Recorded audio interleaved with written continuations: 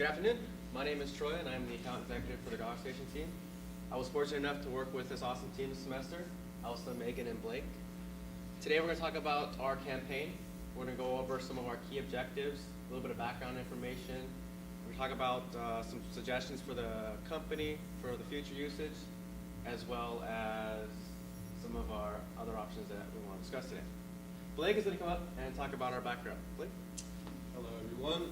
So just as a quick reminder, we are representing the Growler Station, and they're in the business of filling these right here, glass and plastic growlers, and they fill them up with craft beer to go, to be enjoyed, not on premise, so that's one of their facets to their business. So there's two sides to the business. One of them is a turnkey solution, an affiliate store, and the other is an express location where they're looking to put kiosks in grocery stores, liquor stores, markets, even gas stations. And although in recent years there's been little to no advertising or marketing campaign or budget, the Growler Station has continued to increase the sale of these stores. Right now there are currently 40 express locations and 3 affiliate stores, with another one coming in North Bend, Washington very soon. And we believe that the future is looking very bright for the Growler Station. Not only is there contracting with huge chains such as Kroger, Walgreens, and Safeway, but as we can see here, the craft beer industry is on the rise. Now, as I'd stated previously, the U.S. and domestic import sales have been stagnant on the decline for sales, whereas craft beer industry has been on the rise. As you can see, the share of the volume has increased from 2011 to 2012 from 5.7 to 6.5% volume, and the number of breweries has increased drastically. There's an 18% increase in the number of breweries that are existing in North America. Now, our CEO, Tony Lane, who isn't here to enjoy the presentation today, unfortunately, he brought us with 3 different situations that we needed to address. The first being the lack of the online presence. So there's hardly any usage of social media, which we'll go over. The second was that there was a lack of interaction with consumers or clients that have purchased the Growler Station equipment. So we also expressed the need to create some kind of feedback or support for them. And then lastly, there was limited public relations guidance for new stores opening, and we'll talk about that a little bit more with the PR guide and all that stuff. So Megan's going to go through and talk about our key message and our audience. Thanks, Blake. So to sum up the Growler Station in one sentence would have to be fresh craft beer to go. For our campaign, we wanted to emphasize the fact that they're not a bar or a liquor store, but it's more about growler culture. So it's eco-friendly, cost-efficient, and portable, like you see here. Our target audience we broke it down into 3 groups, would be breweries, grocers, as well as craft beer consumers. For breweries, we utilized our existing customer list, as well as reached out to new breweries that haven't used the PEGOS system, the equipment. We also reached out to grocers, like what Blake said, as well as craft beer consumers, which consist of men and women, as well as the entrepreneur type who are looking to get into the industry. For our campaign, our goals and objectives consist of increasing brand awareness, as well as developing our social media use and establishing a presence within the craft beer community. Elsa's actually going to go over our strategies and tactics. So I'll pass it on to her. Thanks, Megan. So for our first strategy, when we first initially met with our client, Tony Lane, he expressed the need for a public relations guide. So the objective of the public relations guide was to ensure success in new affiliate store openings. He had nothing pretty for them when they purchased an affiliate store. They kind of had to go off on their own.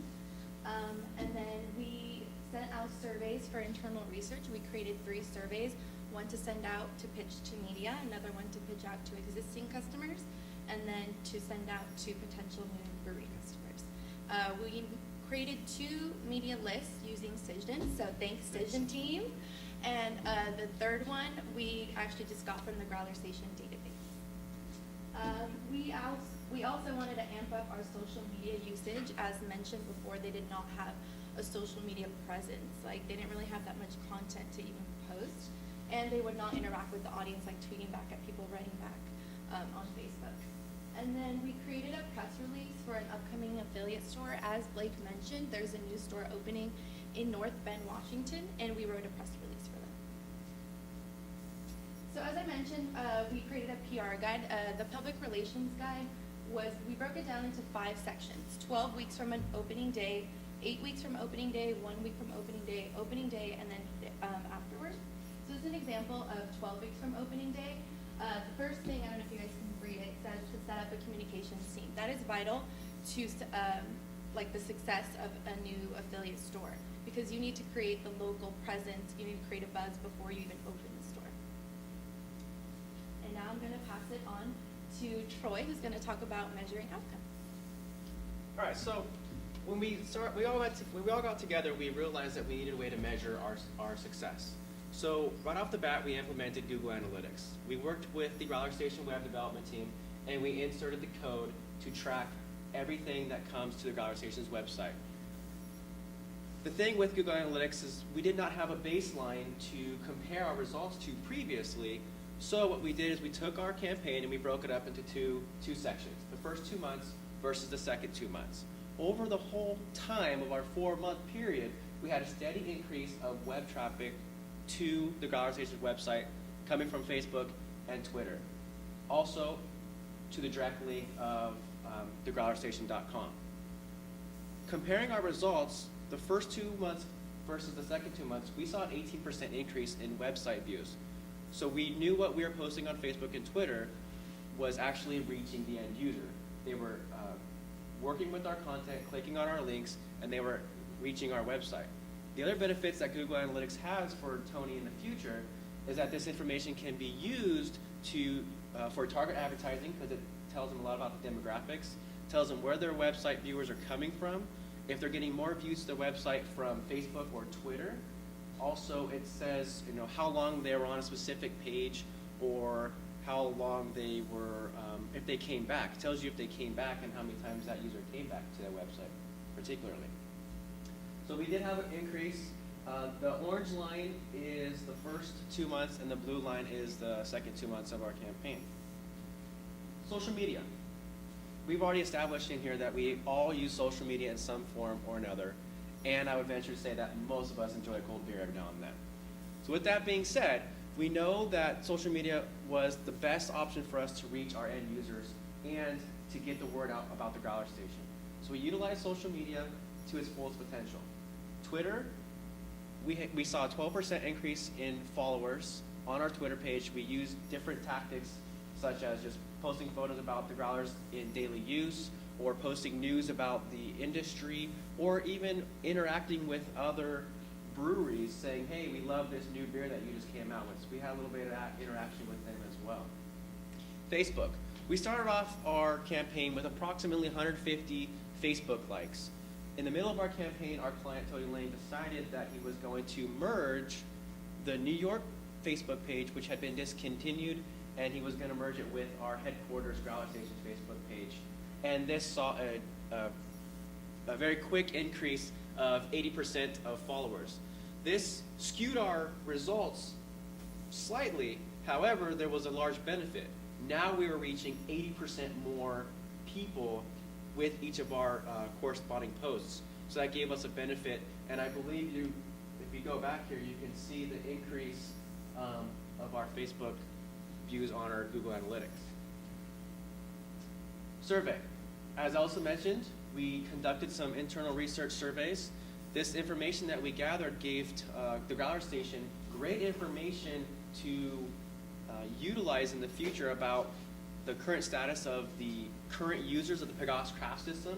So it gave him insight on how many growlers are some of the affiliate stores using. Are they using more plastic? Are they using more glass? Are they advertising? What methods of advertising are they utilizing? So it gave him some great information to work with in the future aspects of the company. Our potential customer surveys, we reached over 400 breweries, and we had a 2% response to the survey, which gave us great information again, because now we know how many people knew about the Growler Station, how did they know about the reverse the fielding system that Growler Station offered. So again, great information that Tony can use again in the future. Suggestions for the Growler Station in the future? We want to make sure that they maintain their social media usage. We want them to ramp up their social media usage and engage their customers more and create more content for posting. Also, we want to see the Growler Station create an owners club. They have over 50 Growler Station Expresses and Growler Station affiliate stores, but all the owners of these locations, they're not coming together and collaborating on what they're doing to succeed. So we suggest that Tony creates a owners club or maybe a forum where the owners can come together and talk about different tactics and strategies that they're using in their state. Also, we want to suggest target advertising. Facebook has a great target advertising option, and during my internship there, I did a lot of research on Growler laws. So now with each state has different laws on how these can be sold, so they can advertise to specific states rather than try to do a blanket campaign to the whole United States. They can do something a little bit more beneficial. And also, the Growler Station Express locations and the Growler Station affiliate stores, they're not doing too much Facebook. They're not doing too much Twitter. They're just kind of like hanging out. They're not doing anything. So we want to encourage them to bring the whole brand up as a whole, because they are operating under the Growler Station logo and the Growler Station company. So we want to make sure that they increase their usage to increase the brand awareness as a whole. And we want to make sure that they continue on with the Practical Advantage team. We want them to come back next semester, which Tony has expressed that he plans on coming back. So with that being said, is there any questions?